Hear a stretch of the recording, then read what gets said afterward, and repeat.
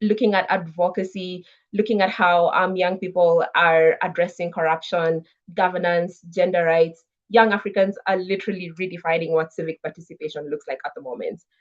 And with this, we're also witnessing democratic disruptions from military coups, shrinking civic space. I know this we're facing, especially in the CSO space, and rising digital surveillance. And this is where now my paradox comes in. And I want to pose this question. And as you're mulling over it, I'm going to introduce my panelists. I want to ask, are digital tools expanding democracy or simply reshaping how power controls it? Hold that thought. I would like to start off with Claudia Massa. And Claudia, I'm just going to read her bio. She is a governance, peace, and security junior expert based in Comesa. Comesa is in Zambia. And she has over 5 years' experience across sub-Saharan Africa, covering the spectrum of conflict prevention, fragility management, and peace building. Claudia has designed and implemented programs and developed training modules on youth, peace, and security, social cohesion, PCRD, which I will let her expound as she's speaking to us, and dialogue forums. She has also been involved in cutting edge research whose outcomes have shaped policies and reached academic discourse both at the national and regional levels. Her research cuts across conflict prevention, conflict resolution, and governance development, on which she has peer reviewed published works. And her work is amazing. I recommend for us to go and look at her work.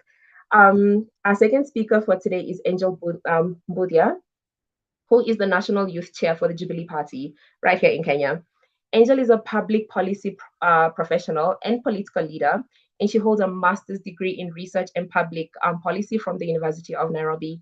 She's also the reigning Miss President Kenya, an honorary title awarded to outstanding emerging women political leaders, and a Mandela Washington Fellow. She currently serves as the national chairperson of the Jubilee Party Youth League, where she leads youth political mobilization, party organizing, and leadership development. Angel has held several senior youth leadership roles at national and regional levels, including serving as a director at the Kenya National Youth Council and as chairperson of the COMESA Youth Advisory Panel. She has also engaged internationally through advisory roles with global institutions, bringing comparative perspectives on governance, youth participation, and democratic processes. She's widely recognized for her work in electoral politics. And she was also listed amongst Business Daily's top 40 under 40 women in Kenya. And we also have a gentleman on our panel. We have Daniel Orogo, who is the programs director at Civic Voices Initiative Kenya. Daniel is a seasoned governance consultant and political analyst dedicated to strengthening democratic institutions and amplifying youth voices across Africa. With over a decade of experience in community organizing and policy advocacy, he bridges the gap between citizens and decision makers. As the Africa Regional Coordinator for Democracy Moves, he leads strategies for political inclusion and governance across the continent. Simultaneously, he serves as the Programs Director at Civic Voices Initiative. In this capacity, he oversees the strategic design and implementation of civic tech programs. His work focuses on leveraging digital tools to enhance public participation, driving projects that increase transparency, and managing high-impact initiatives that connect citizens with governance structures. Ladies and gentlemen, as you can see, we have an amazing panel, and I want to get right into it. I'm going to start off with Daniel. Daniel, are you able to hear me, see me? Yeah, sure, I can hear you. You confirm if you can hear me. Yes, I can. You're audible. Daniel, I want to start off with you, whereby we can maybe start from a civic movement perspective. And my question to you is, many of today's civic movements in Africa begin online before they ever reach the streets. From your experience with civic tech initiatives, what distinguishes digitally enabled movements today from traditional civic mobilization we saw 10 or 20 years ago? Thank you, Mary, for very elaborate introduction, introducing as well. Couldn't notice that I have initially also tried to run for political positions before, so there is that and an mixture of, community oscillating between community initiatives and digital, democracy programs, but as well as programs. So I think being in the civic space for over a decade.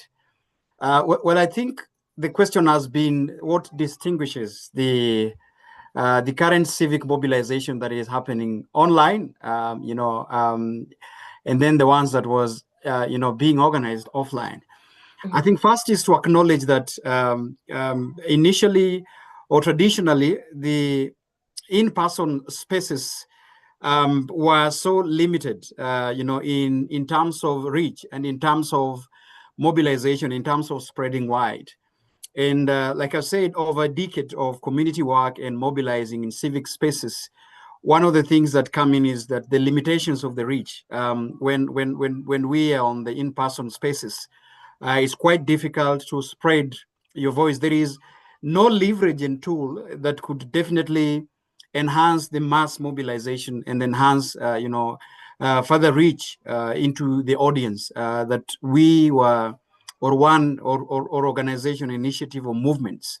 Leaders are actually rallying for a call. The other bit is like the in-person or traditional ways of mobilization that were before could easily be infiltrated and regulated. Because you understand that in the African, movement building, in African civic organizing, the laws, the architecture, the context at which we operated requires that, for example, government could be informed, when one requires a permission to organize, and then that they could be requiring a protection and to inform the relevant authorities on where they were going to be. Actually, the laws were still stipulates that this is the reality. But I think digitally, there is no, interferences with the government trying to put their hand in terms of regulating, in terms of trying to interfere with mobilization, and trying to interfere with initiatives that are meant to enhance these civic spaces. So digital spaces has really enhanced, in terms of even trying not to be careful in terms of leaving the digital footprints behind, as opposed to when it was traditionally or in person. But I think, just like you've mentioned, while everything seems to be enhanced by the rise of digital architecture and infrastructure and tools and spaces, then it also comes with a number of risks that I think we are going to discuss as we move by. Thank you, Mary. Thank you for your intervention. And the way you've painted the African landscape, I want to take it to Claudia. Claudia, please confirm if you can hear me. Yes, Mary, I can hear you. Can you hear me? Yes, I can hear you. Welcome, welcome, welcome. Claudia, we've had like it. I beg your pardon? I thought at some point my village people were against me. Then we've gotten rid of them, don't worry. I'd like to bring it down to a regional perspective, just looking at your experience at COMESA, and COMESA being the largest BRIC on the continent, covering 21 countries. From that perspective, how are digital civic movements influencing political stability and democratic accountability across the region? Sorry, come again. Oh, are you able to hear me? Yes, I can hear you. All right. I'll repeat my question. Daniel has painted an overview in terms of the continent and the digital spaces and how it has evolved over the years. And for you, I'd like to bring it down into a regional perspective, looking at the work that you do at COMESA. How would you say that digital civic movements are influencing political stability and democratic accountability across the region? All right. Thank you very much, Amir, for that question. From a regional perspective, digital movements are more now part of political stability. It brings some sort of an equation, not just from a communication issue, but also you can see across our member states, the mobilization has begun to set an agenda. It has also shaped early warning, and it has also increased accountability pressure. From an agenda setting angle, we have seen the use of social media from youth-based, youth-focused institutions or CSOs to surface governance concerns long before they even appear on formal reports. even official communiques from the issues of elections, issues of corruption. I'll take a good example with Kenya and the riots that happened on the streets regarding the finance bill. All of these with the aim of serving or delivering service delivery and also the issues of security grievances. And you can see now that social media has really taken up a big space when it comes to expressing grievances to the government. It might not only be on election issues, but also other thematic angles. These digital signals are increasingly important, and also from our end, it has been like a barometer of public sentiment and as an output into our conflict early warning and governance analysis. If we go from an agenda setting to an early warning angle, these digital civic movements have influenced stability dynamics from two perspectives, from a negative and a positive perspective. On a negative, on a positive side, only online organizing has helped to expose a lot of things, including abuses, countering violence, extremism, through real-time documentation, and then we also have them exposing issues that have to do with democratic instabilities and also democratic frauds. And at the same time, it has also been from a negative angle with the rapid online mobilization, which has also increasingly brought in escalated tensions. And you can see a lot of misinformation and disinformation spreading faster than even institutions can respond, which has also really stringed our early warning systems in terms of response. Usually, when we provide early warning to member states on some of these issues that are raised, the primary problem that we face is early response. I don't know why member states, we have the money for conflict management, but we don't have the money for conflict prevention. And that is a challenge that we face. On an angle, when it comes to accountability, pressure, expectations have been changing when it comes to accountability. Citizens are now expecting regional bodies like the AU, COMESA to be more present in public conversations. And we are, if Mary, we've worked together, we've worked with Youth for SGD and then you can see that we have been incorporating a lot of partnership when it comes to CSOs. Okay. And we also have provided an online platform, and this has been done in collaboration with the ECOSOC, AU ECOSOC, where we have instituted an online platform for non-state actors, youth CSOs, private sectors to engage directly in terms of our governance, peace, and security architecture. And this has been up for, I think we launched it sometime in 2022 in Livingstone, and this has been very open. It's just that I think of now we have a structural problem with a website that's welcoming input from these CSOs.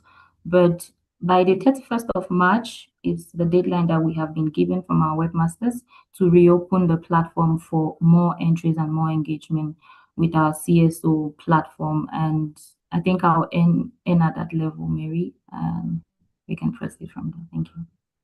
All right. Thank you so much, Claudia. And I think my key takeaway from Claudia's intervention, not only to member states, but across, especially just in the webinar that we're here right now, and anyone who will be listening to this a bit later, why are we more reactive than being proactive? I think that's a key question that now we need to think about with the work that we do in the spaces that we're in, and also the young people that we get to work with.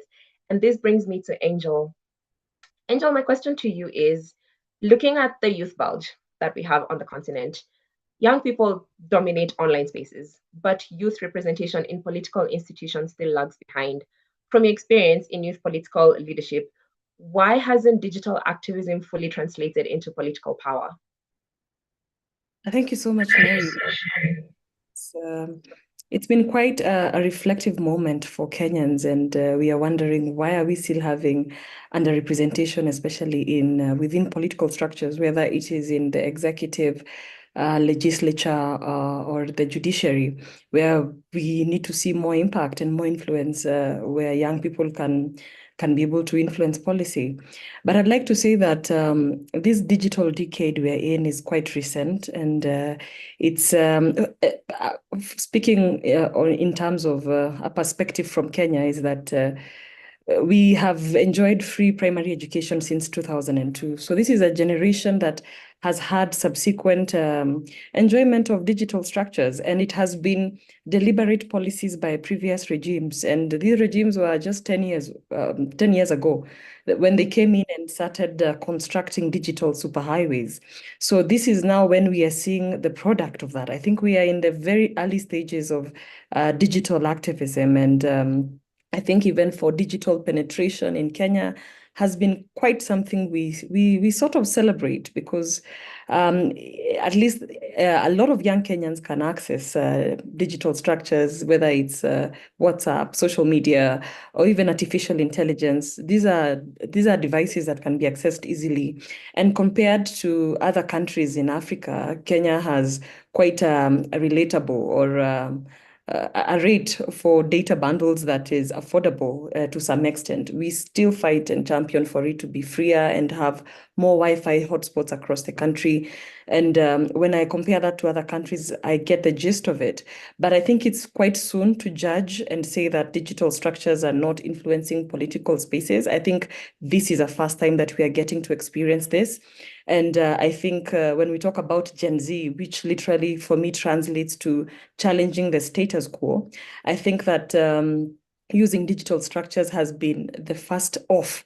And when we talk about even COVID-19, I would look at this digital activism being born from that. It is one of the silver linings that we've gotten to enjoy as Kenyans, and being able to understand that we are a global village.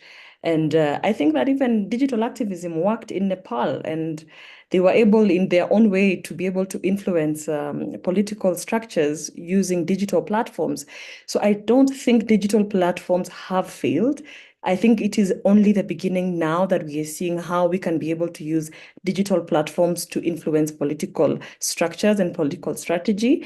And I would urge all of you to continue monitoring the politics in Kenya. They are quite heavy online engagements and even offline as well. And we are yet to see how the Kenyan youth will behave in 2027 next year, which is not very far away, and to see exactly what will be the outcome of this. For a long time, even in 2022, we struggled to have young people register as voters, and even for them to run for office and to even turn out to vote. That has been a very, very big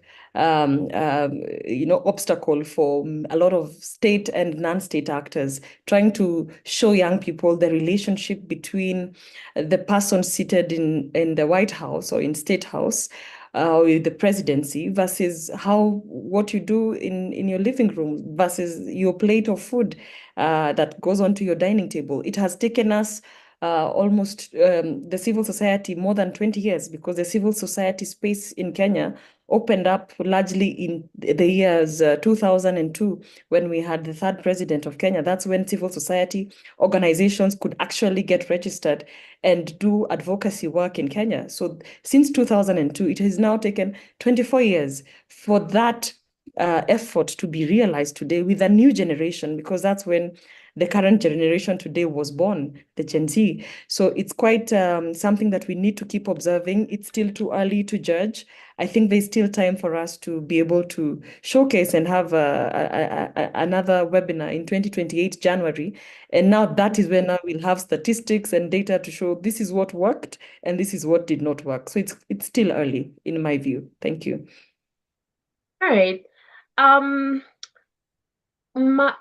From what I'm understanding, you are also speaking on issues to do with transparency and accountability, because ideally in the digital space, there's all different actors, different stakeholders, and ideally ways that people are interacting. And as you rightfully said, we are still doing an analysis around this. We're still understanding, gauging the language, and to see how this will essentially influence upcoming elections. And I want to throw it back to Daniel.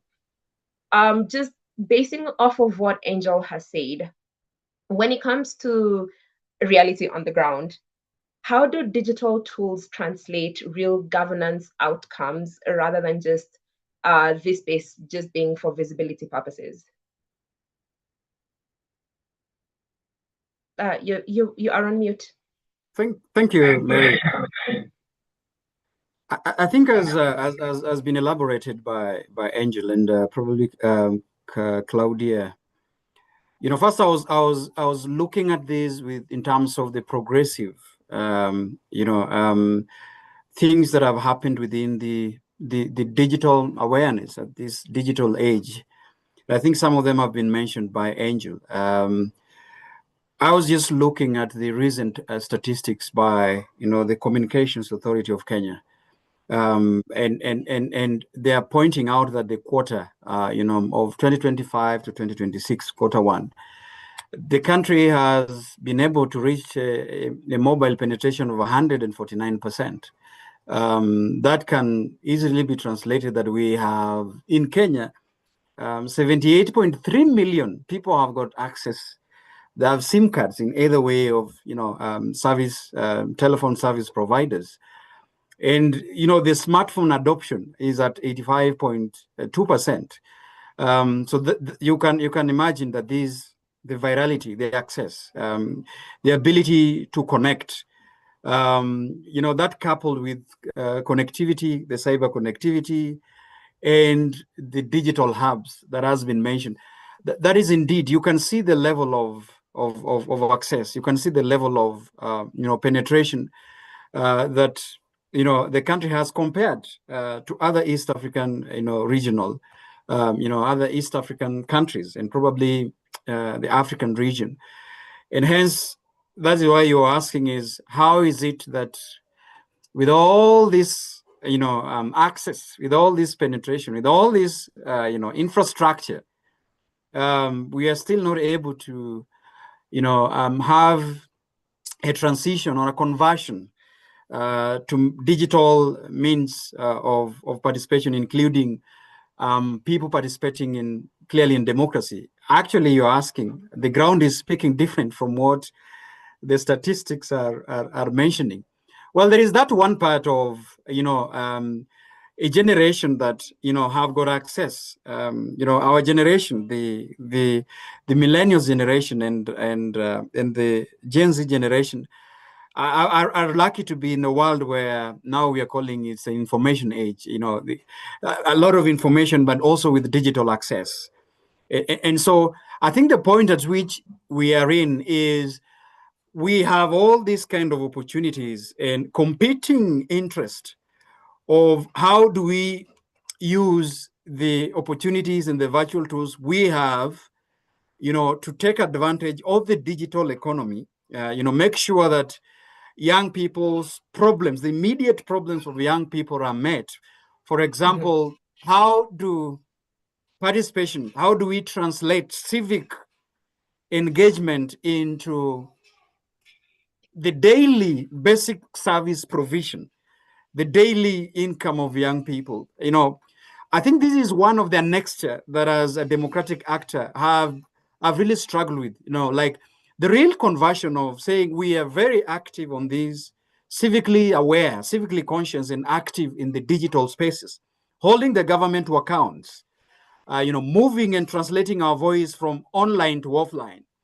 But at the end of the day, we are finding ourselves trying to convince our fellow young people in understanding the nexus between participating in democracy and thus translating to, curbing employment, translating to having food on your table, translating to, just having the basic needs going. What is the importance of participating in a political processes that will translate to the welfare being of a citizen? So I think this has been struggle, and one of the things that we are trying to do right now is just asking that one of the twist of having democracy narratives working is making sure that the narratives that we have translate to democratic processes and accountability process vis-a-vis what is it that means to the social welfare of young people and the needs. So I think that has been the struggle of, why you're asking what is in the ground. Why is it that we have all this awareness, but when it comes to participation, that is it. Coupled with what Angel has said, that it is still early to tell whether, to judge or to come up with conclusion that our participation is minimal compared to the context that we are in right now. All right. So what I'm hearing is that within this space, there are gaps, there are opportunities, there are solutions, and we have millennials and Gen Zs. We've created a space whereby we can approach democracy, we can approach inclusivity, accountability in a way that probably has not been done from the previous generation into what we have now. And the onus is on us to shape discourse, to shape dialogue, and to make sure that democracy works for us. I want to bring it back to Claudia. And Claudia, I'm going to put you in a bit of a hot seat. Looking at the fact that you work for an intergovernmental agency and you cover numerous countries, you've engaged with grassroots, you've engaged with civil societies, member states, governments, right across your work, and this is just from your experience, we are seeing a lot of governments adopting surveillance technologies and controlling digital narratives. In your opinion, how is this changing the landscape of civic space and conflict prevention across, be it sub-Saharan Africa, across COMESA member states? How would you say that it's shaping discourse, engaging young people? What is your opinion on that? Thank you very much, Mary, for that question and for putting me on the hot seat. I would say the expansion of surveillance technology and narrative control is fundamentally reshaping the digital civic space. And therefore, how we think about conflict prevention is also very important. On one side, you see states are responding to genuine concerns about cybercrime. And I think it's also, I was just glancing through the chat box, apologies, and then I saw some questions addressed to me. And I think this also responds to the question of Dr. David in the chat box. On the one side, states are responding to genuine concerns around cybercrime, terrorism, hate speech, and name them. On the other hand, the regulations are not really clear. Sometimes they're also overly broad. The same tools can be used to silence these crimes, monitor activities, and ensure legitimate civic spaces. And they become so broad that it's also not understandable for the common person like you and myself. Okay. For the civic actors, this creates what we call like a dual vulnerability. Dual vulnerability here where they are exposed to stuff like online harassment, issues where you see their personal informations are being exposed on social media, issues of, again, that I've mentioned, disinformation. So they're exposed to these sort of inconveniences from non-state actors, while also facing legal and technological constraints from state authorities. And this is where you now see a lot of these young people, or maybe youth CSOs, or generally civil societies. There are many movements that are being pushed towards operating in much more of a fragmented way or in an informal manner, which has now in turn reduced the visibility of their grievances in formal channels. Now you see themselves going through very informal channels to express their grievances, and at the government level or the regional body level from our side, it becomes difficult to tap into that to address some of these grievances.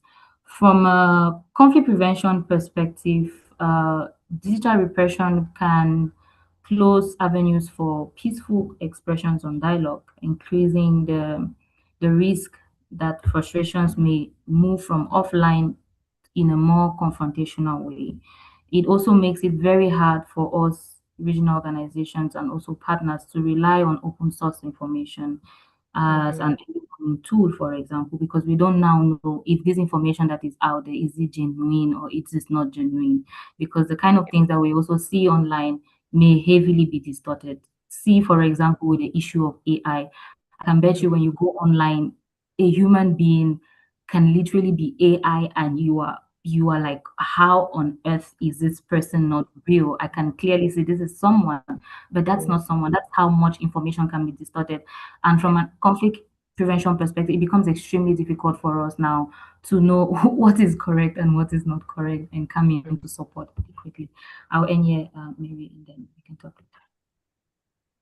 Thank you for actually bringing up the aspect of AI, because yes, this is an emerging trend that we're seeing across the continent. I know some countries are a bit more advanced compared to most, but yes, this has influenced elections. It has influenced discourse. It has influenced also how young people are engaging with governments, how civil societies are just in terms of like stepping into that gap.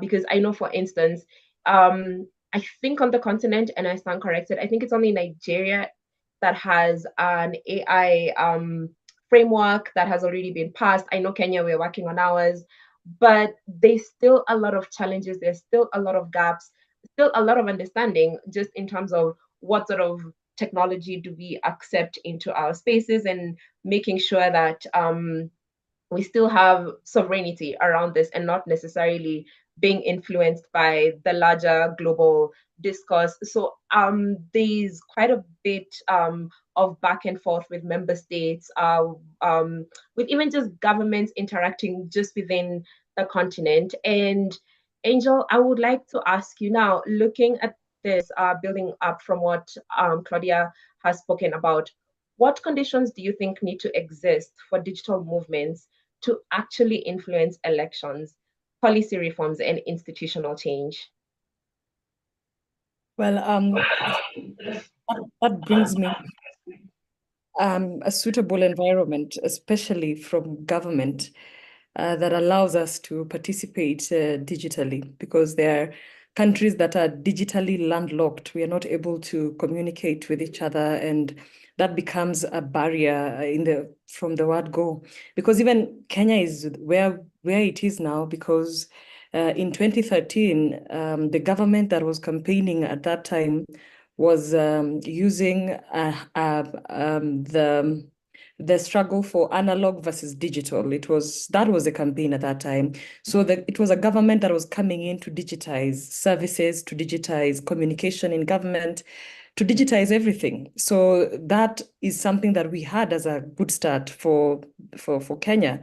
And I think that if another country would have a goodwill, political goodwill from government, then that has to be an environment for digital activism to thrive, and even allowing the freedom of expression and creativity. There has to be laws, constitutions that need to protect people, and being able to, to open up the digital space, because it is endless. I think that the amount of talent and creativity and what we can do with digital spaces, you imagine something, you just type it down, and then it creates. So it's been something that has shocked our nation, especially government. Governments are always very rigid and very slow to change. And so, for instance, we had young people so mad at the president that they put him in a casket. And that was mind-blowing. And we had not imagined that that's something that could be created digitally. And so that's a level of activism that cannot be imagined. And there's even been what I've seen in other progressive countries, where digital activism is in the form of hacking government systems. Yeah. For the first time, I saw that in Kenya, where hackers hacked government services, the e-citizen, where government is supposed to receive revenue from, and it went down for about 24 hours. And even the young people now are running ahead of governments, and that's something that I think we are looking at, and some of these things can be contained and controlled, but at the same time, let's allow young people to be able to be creative. It's because some of these things are done by young people because they want to counter the force from government, or from regimes that are oppressive. They sort of, young people now want to be able to push back. But I think that when young people are organized properly, when there's a target, especially in digital movements, because for Kenya in 2024, the target was I reject the finance bill. And the finance bill was not assented into power, although passed by parliament. So for that, in it was a success. The movement was a success based on the request that had been made. But when you find other digital concerns, like bring down corruption, and you want to go to the streets to bring down corruption, that is very vague. There's corruption in America, in the UK, in China. There has to be, you have to paint a portrait of who is this corrupt person that you want to bring down. Is it resign Minister for Health, resign, are you occupying State House? Are you occupying Parliament? There has to be a target on the quest at which you're chasing at for digital movement to work. There has to be digital structures.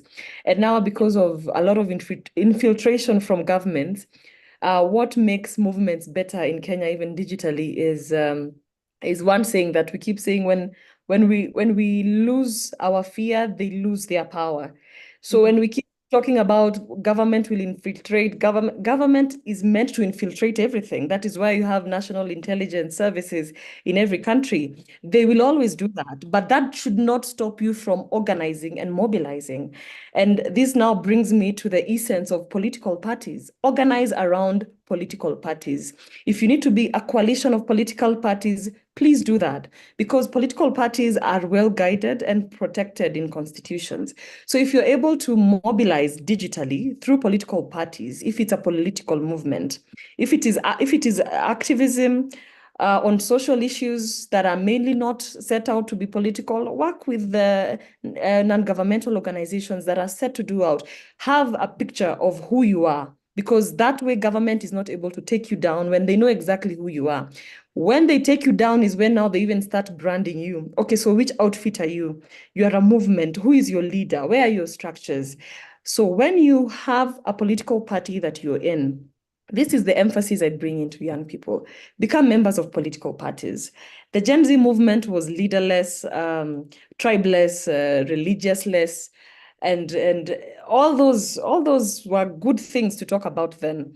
But then the movement had a target, so that made it successful. But for political structures to actually work or to be influenced, there has to be a strategy, there has to be a face to it. And one of the best faces to have are political parties.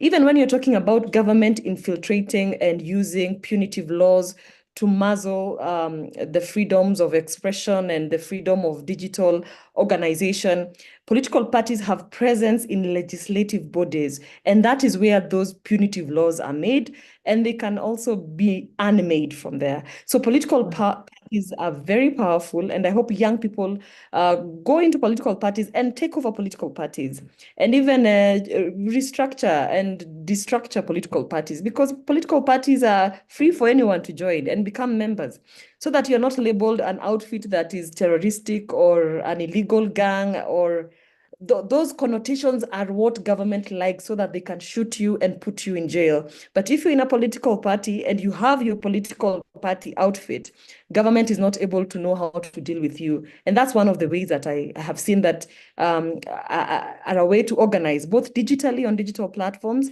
and also ensuring that there are offline engagements as well that follow in on the political engagements. We are not political movements are not non-profit organizations or NGOs where you can comfortably run on Zoom and your agenda is realized. Politics in Africa is still very physical, even as much as we are moving into the digital space. And because government is quite able to bring down digital platforms, we still have to maintain our physical structures so that we ensure that our goal is realized at the end of the day, no matter what happens. Thank you, Mary. Great, amazing. So have structures, organize yourself, mobilize both offline and online, and that's how change ideally starts to happen. And you've brought us to a pivotal point in our conversation, whereby now we're going to be talking about strategies and solutions. Daniel, if I can bring you back into the conversation, the space that you work in with young people, with communities, just looking at the different civic actors that you have within your ecosystem. So youth leaders, grassroots organizers, what practical digital strategies are proving most effective, especially in protecting the civic space while still mobilizing citizens? We've had from Angel speaking on structures, we've had her speak about organizing and mobilizing. What would you bring to the table regarding this? Thanks, Mary. And I think it could be helpful that I just also wanted to mention that we are operating in the background of a government policies, that are geared towards either enabling the spaces or just strangling those spaces, and that is the reality. I have also quite mentioned to you last time is there's a trend, and the reports are indicating that areas or countries that have got progressive, ideas on democracy and opening of spaces and enhance accountability have shown a clear trend that they are also progressive in terms of opening the digital spaces and public participation spaces. So I think that is there is just a correlation. You can have this, for example, compare what's going on in Burkina Faso, in Mali, in Guinea, where you can't have an idea of a digital public participation and civic engagement tools in those countries. And that you can juxtapose, for example, with Kenya and Ghana and Nigeria and probably South Africa. So there is that correlation where the governments, the regimes of those particular countries and the decisions, the opening of those spaces really correlate with progressive development and vice versa.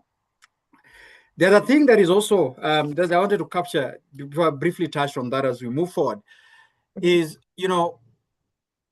the government oscillates, the regimes oscillate between enabling and disenabling the spaces, and that which fits them at a particular time. And so you realize that citizens are within the divide of civic liberties and the strict laws that government says matters of national security, for example.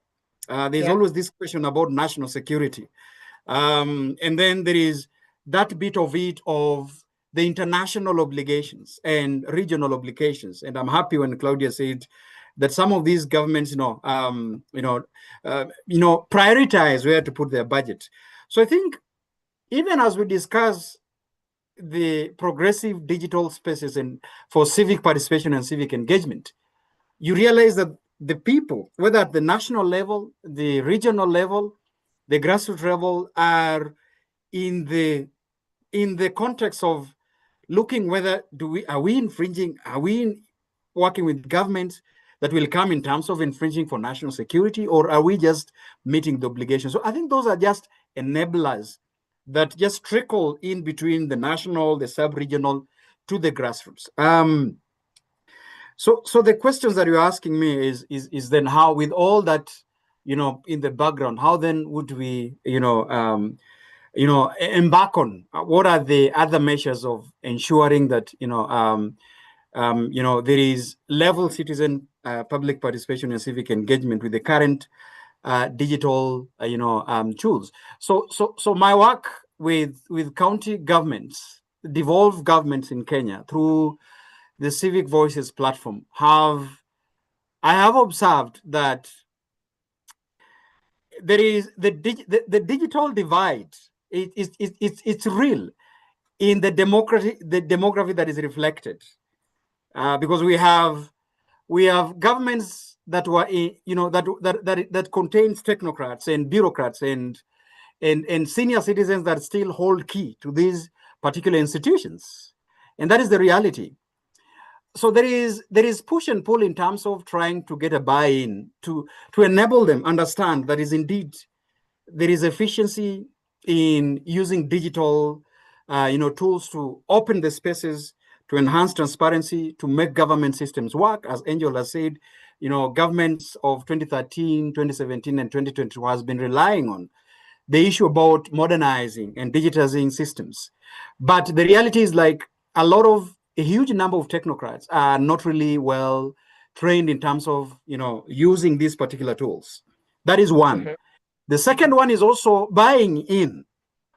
Because how would you, for example, get regimes to buy in, using digital tools that would expose corruption, the digital tools that would make people gain more information about, Yep. access to information, for example. What would, that is what I've experienced with county government for mostly, and some national government entities that will tell, however much we would want this, but I think government would not allow, something that would expose them, in quotes. So the modern way is just finding a way of getting a buying in by being collaborating. Just telling them the value of what these kind of platforms provide. For example, you tell them that we've got people and we can help you build the legal system of public participation. A number of governments, county governments in Kenya are in court, have been taken to court, and I think because of violations of public participation laws. And a number of bills have been taken back because of the lack of quality threshold of public participation. So, for example, the dialogue that we could have as civil society and, is getting to a dialogue and conversation with governments where we tell them that it is not about you and us and we, but I think it is a collaboration that can help you, for example, build the legal requirement that you spend a lot of time hiring lawyers in courts to argue your case to win. You can also, adopt these digital tools for efficiency. And you can also make sure that this can, enable you to sell your policies, for example. So I think that is one approach that we have always adopted in every level of government. And for political parties, I think the need of political parties is just like democratic institutions, is to get people know exactly their policies and their manifesto and to on board. So I think selling or working with digital tools to enhance the spaces of political parties and to platform the political parties are actually one of the things that I would recommend, and that there's an opportunity. But lastly, Mary, so that I highlighted, I still find a problem, and maybe with time, with regional and economic institutions. It's quite difficult, for example, to understand the East African community and their digital policies, for example. I think is one thing that I've, within the spaces that I've struggled to, to understand. So I think even as we discuss these, the entities like the African Union, peace and governance architecture could probably look into how then would we adopt, mechanisms that appeals, to national government without not really fear of violating the state sovereignty, but also a lot of peer review mechanisms that are meant towards enabling governments to open up the spaces.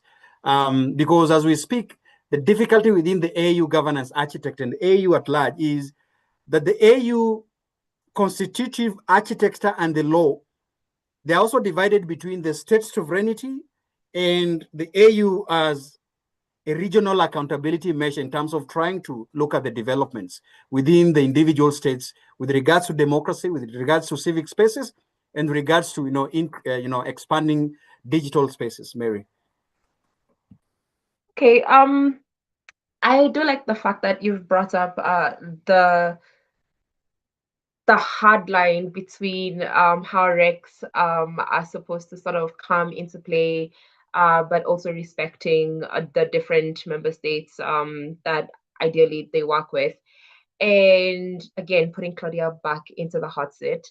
Claudia, as your parting shot, what would your advice be, sitting from a regional perspective, just listening to what Daniel has been saying in terms of protecting this digital space, but also balancing national security concerns? What would your advice be?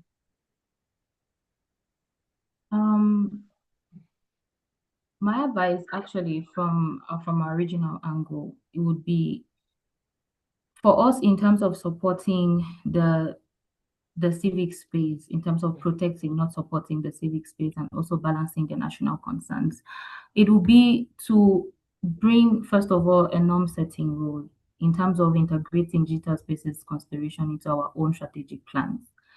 That's governance instruments, our sectorial policies, and through our policy organs ensure that we have these propositions being adopted by our ministries of foreign affairs and our heads of state during our summits, and also ensure that it shouldn't only be under the norm, like just being a policy, but also being implemented, Yeah. which is also a very big challenge for our regional organizations.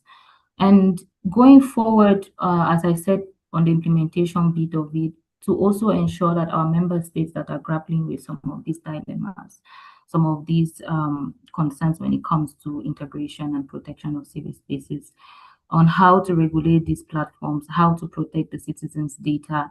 I saw a question again from David from Dr. David on the comments on how differentiating between legitimate online safety and state centered or censorship.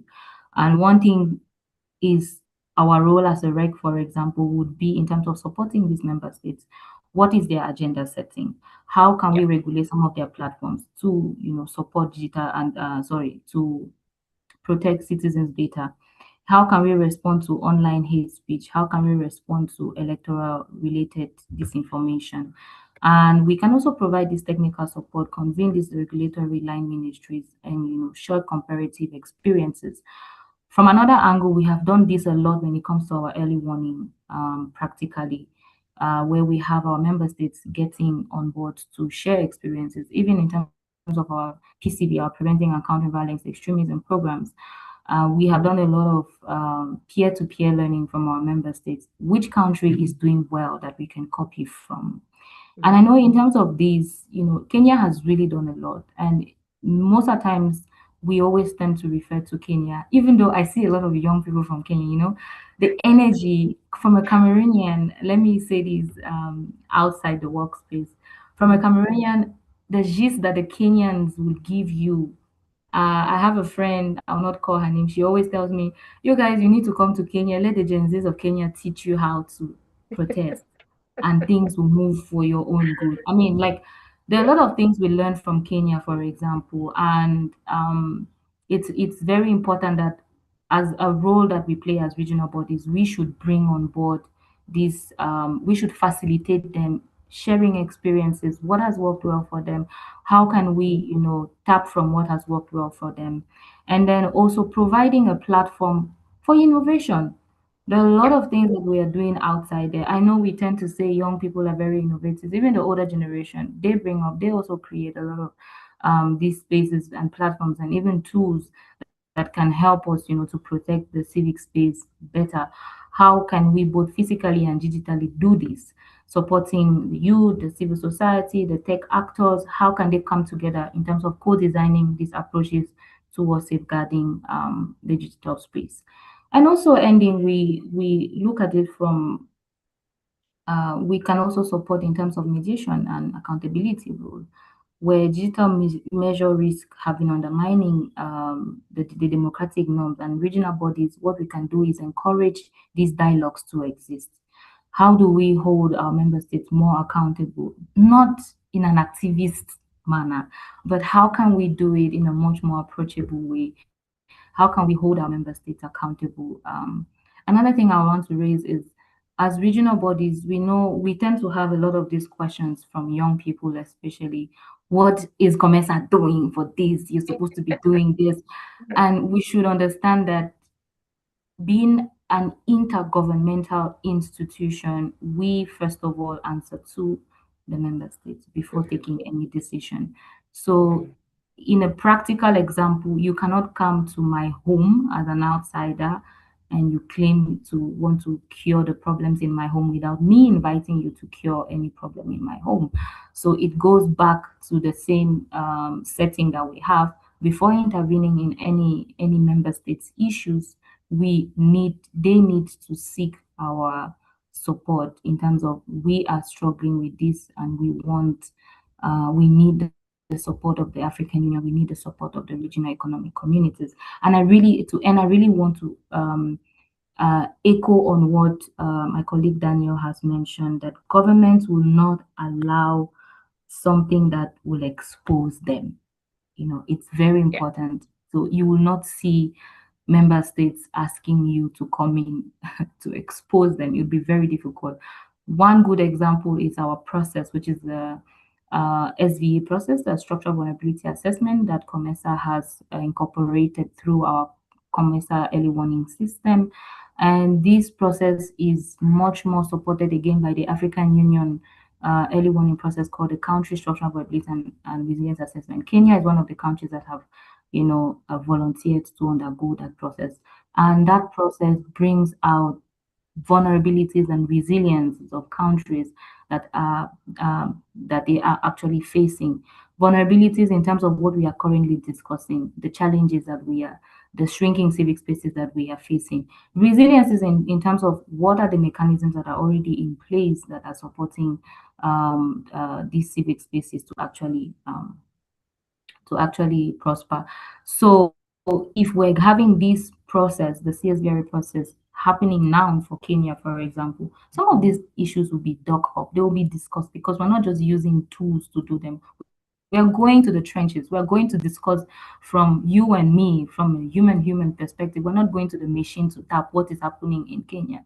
We are going from a human perspective. Mary will tell me, look, for so many years now, we've not been seeing what the government is doing in terms of engaging more young people in democratic spaces. So we want the government to tell us XYZ. So the fact that Kenya has already volunteered for this process, it's a big pointer to say it's very much open to understand what is it that is disturbing Kenya and how can we fix it, or what is it that Kenya is already doing that is going on well that we can actually amplify for it to be better. I submit. Thank you. Thank you, Claudia. And as a side note, the process that Claudia is speaking on, it is on the COMESA website. So for further readings and further understanding, and they're very responsive. If you tweet Claudia on the COMESA handle, you'll get a response. That much I can tell you. Claudia, thank you so much for your intervention. I know we have some questions in the chat box, and I believe some have also been answered in the course of the conversation. So I just want to have a parting shot from Angel in terms of, you have told us and advised us, young people get together, be organized, mobilize. But how do we then get the balance between the online mobilization with real world political engagement? Because you've also said in Africa, the physical space is still very much active, it's still very much there. But also just looking at how the world is moving towards a digital space, how do we get a balance of that? I think that when I hear people saying that Kenya is doing well, and if other Kenyans would hear that, they would really throw stones. But I'd like to look at the case for Nepal and see that even after the movement, at the end of the day, the prime minister that they elected through the app called Discord was not a Gen Z. It was someone they thought was going to be a better leader for them. So I think the aspect of understanding that we require an intergenerational cohesion to be able to realize these goals is something that is quite important. And looking at why even physical structures are still important is because there are still sets of our demographics that still believe in contact communication, and there are still people who believe that they need to see who they are communicating to and supporting and engaging with. Although now that is something that we are slowly working on with time. And my best reference is always the mobile money services in Kenya. I think at least 70% of Kenyans use mobile money services. And in 2007, when they launched the mobile money services platform, Kenyans were quite scared. How do I get my physical money and put it in a phone and trust that it's going to be safe and I can use it and I can send it to my parents in the rural area and they get it? So there was a problem of trust. And I think when I say that it's still too early to judge the digital space in terms of what it has done so far. It's quite early. We are at a level where we are still building trust among people, and trying to ensure that the digital space is reliable. There are ways of identifying gaps in terms of security and insecurity, and when we're having even conversations about information and misinformation. But from where I sit, I think digital spaces give us endless possibilities. We don't have to go physically to offices anymore. It's such a brilliant way of doing things. We have more time to do other things in life other than just reporting to your desk in the office and getting stuck in traffic. And all these other things that we get to do because we have to attend to things physically. But my call to the people of Africa is that there cannot be a better time for us to bring in solidarity. I mean, what I saw with Kenya and Tanzania, when Tanzania was having its elections and Tanzanians called for protests, and I saw young people from Kenya going to they actually crossed the border and went to support Tanzanians in their protest. And that's the kind of generational conspiracy that I really want us to look into. I think our forefathers did not have a time where communication in Kenya was the same communication in South Africa, in Nigeria, in Morocco. We are consuming information at the same time. We are playing the same music. We are listening to the same conversations. We are listening to the same podcast. We are consuming information real time. And I think this is that time where we can get together and be able to harness our potential as Africans. I think that there's so much potential across the continent now that we can be able to communicate with each other. Even if you're speaking Portuguese or French or any other African language, we are now able to even have instant translation. I think there cannot be any better time than this in Africa, where we can be able to harness our solidarity and be able to unite Africa the way our forefathers intended. It's now much easier.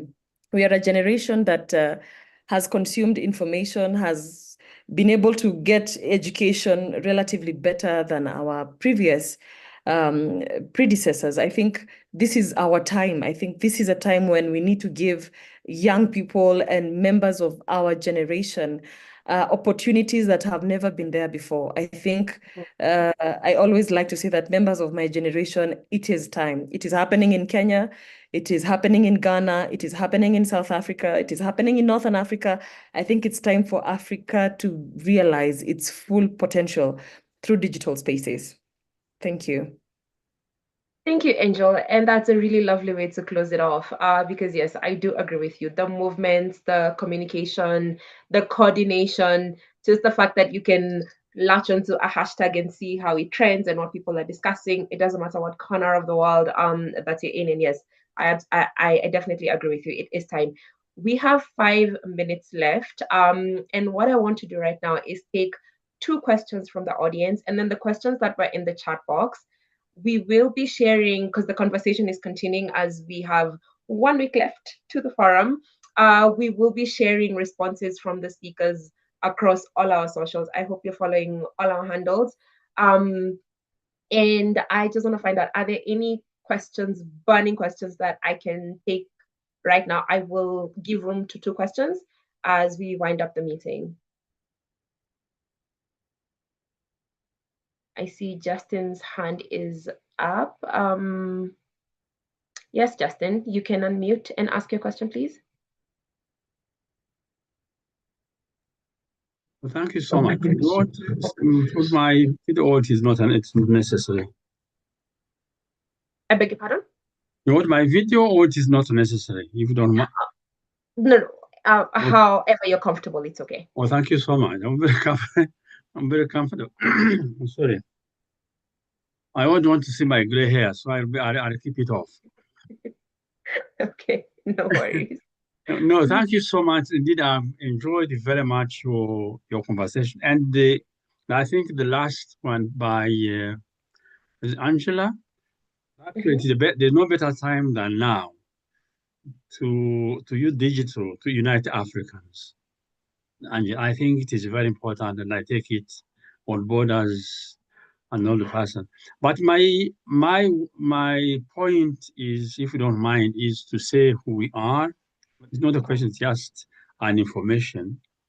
But we are an organization that represent, that's part of the coalition Okay. And I'll say briefly who we are and pose the question with someone else another time.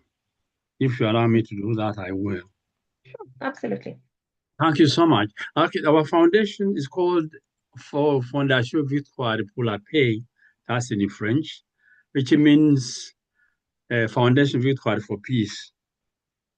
And that foundation, which is now part of your coalition, is a non-profit organization which was established in Belgium in 2012.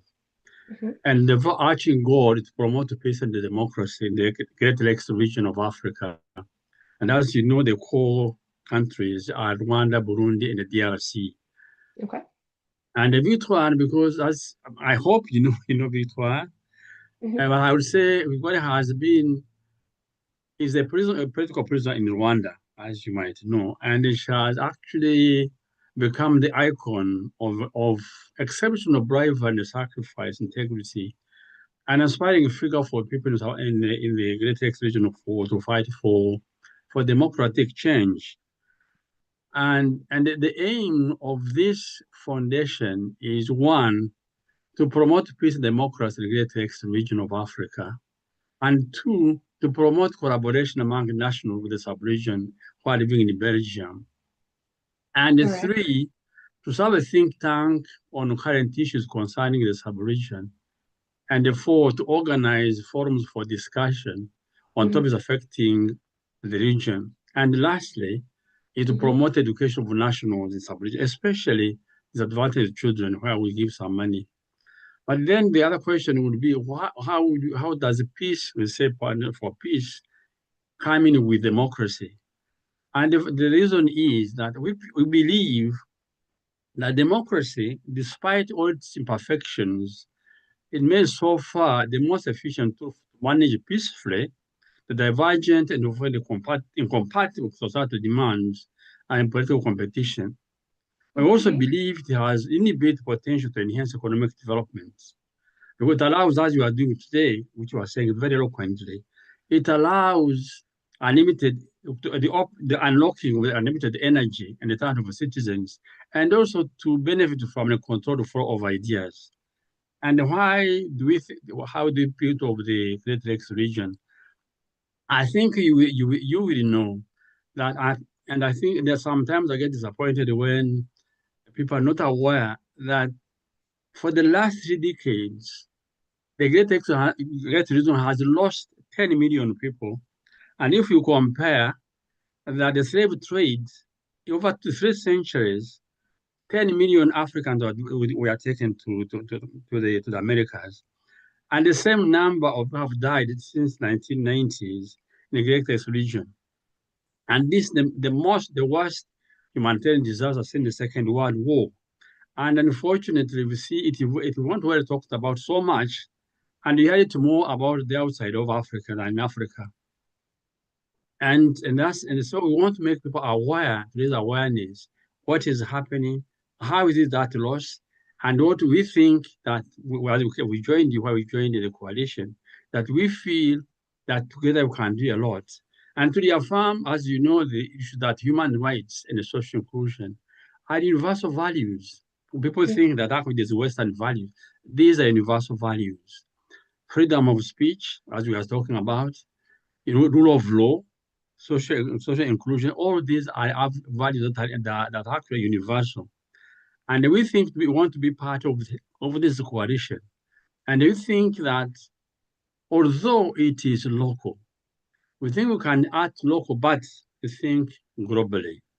So those are in a nutshell what we stand for and how we joined you. Now, I think it is quite important that democracy thrives as one of the tools to bring peace in the African region and between ourselves. And I was saying it's out of a shame that 10 million people can just die.